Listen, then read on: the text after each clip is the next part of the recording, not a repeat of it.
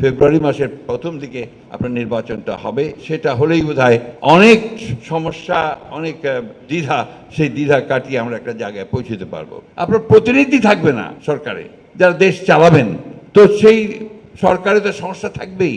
দলগুলোকে পারস্পরিক একটা বোঝাপড়া থাকতে হবে। এই বোঝাপড়া না থাকলে এই যে আমরা কাদা ছোড়াছুড়ি করছি, গণতন্ত্রের কাদা ছোড়াছুড়ি হবে, কিন্তু এটা একটা সীমা থাকা দরকার। 5 তারিখের অভ্যুত্থানের পরেই 7 কি 8 তারিখে আমরা একটা সভা করেছিলাম, সেখানে আমি 3 মাসের মধ্যে নির্বাচন দাবি করেছিলাম।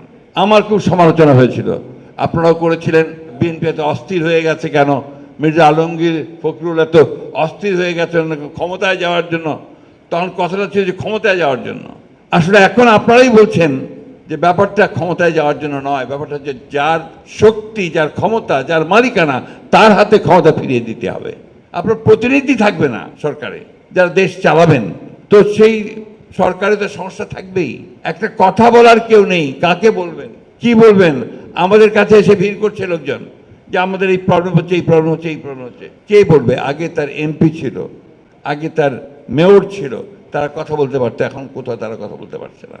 এই যে বিষয়টাই সবাইকে অনুধাবন করতে হবে। আমরা যদি সেই 52 ভাষা আন্দোলনে সফল হতে পারি, 69-এ সফল হতে পারি, 71-এ সফল হতে পারি, 24-এ সফল হতে পারি, উইথ অল আওয়ার লিমিটেশনস, তাহলে আমরা এটাও পারবো। এটা আমি বিশ্বাস করি, এবং এই বিশ্বাস করি বলেই আমরা আপনার এগিয়ে যেতে পারবো। ফলটা লাভ করবে জনগণ, তার একটা প্রতিনিধিত্ব থাকবে, তার একটা সরকার তৈরি হবে।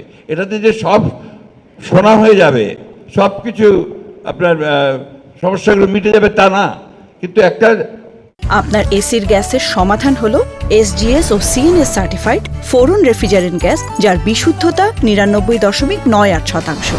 ফোরন, শান্তি যেখানে, নিঃশ্বাসে।